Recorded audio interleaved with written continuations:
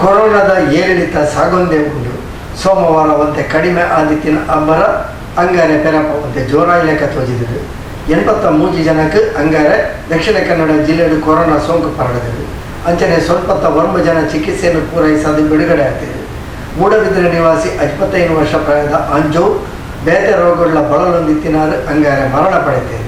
ಅಂಚನೆ ಕೊರೋನಾ ನಿಯಂತ್ರಣಕ್ಕೆ ಬಡದು ಜನಕುಲ ಹೋರಾಟ ಇತ್ತೆ ಎಡ್ಡೆ ಬುಳಿಚಿದ ವಿಷಯ ಆದುಂಡು. ಸ್ವಯಂ ಲಾಕ್ಡೌನ್ ಸ್ವಯಂ ಬಂದ್ರೇನು ಅವಳವಳು ಮನ್ಪುಣ ತೋಜೊಂದುಂಡು. ದಕ್ಷಿಣ ಕನ್ನಡ ಜಿಲ್ಲೆಡು ಅಂಗಾರೆ ಕೊರೋನಾ ಸೋಂಕಿತರನ ಸಂಖ್ಯೆ 83.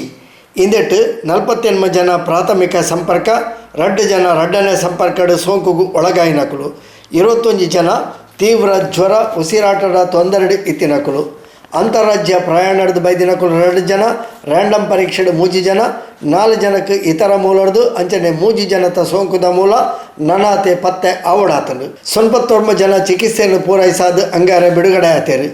ಅಂಗಾರೆ ಮುಟ್ಟ ಜಿಲ್ಲೆಡು ಒಟ್ಟು ಸೋಂಕಿತರನ ಸಂಖ್ಯೆ 1359. ಈ ಪೈಕಿ 883 ಜನ ಚಿಕಿತ್ಸೆಯನ್ನು ಪೂರೈಸಾದು ಬಿಡುಗಡೆ ಆತೇರು. ನನ್ನ 550 ಜನ ಇತ್ತೆ ಸಕ್ರಿಯವಾದ ಚಿಕಿತ್ಸೆಡು ಉಲ್ಲೇರು. 55 ವರ್ಷ ಪ್ರಾಯದ ಮೂಡಬಿದ್ರೆ ನಿವಾಸಿ ಆಂಜವು ಬೇತೆ ಕಾಯಿಲೆಡು ಬಳಲೊಂದಿತ್ತಿನಾರು ಅಂಗಾರೆ ಮರಣ ಪಡೆತೇರು.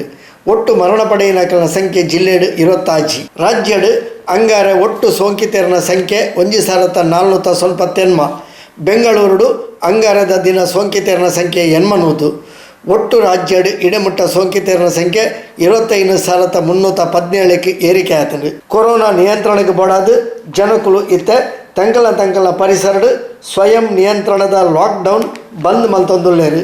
ಕೊರೋನಾ ನಿಯಂತ್ರಣದ ಮಟ್ಟಿಗೆ ಇಂದು ಎಡ್ಡೆ ಬೆಳವಣಿಗೆ ಬಲೆ ಕೊರೋನಾ ನಿಯಂತ್ರಣದ ಹೋರಾಟದ ಮಾತೆರಲ ಒಗ್ಗಟ್ಟಾಲೆ ಕೈ ಜೋಡಿಸಾಲೆ.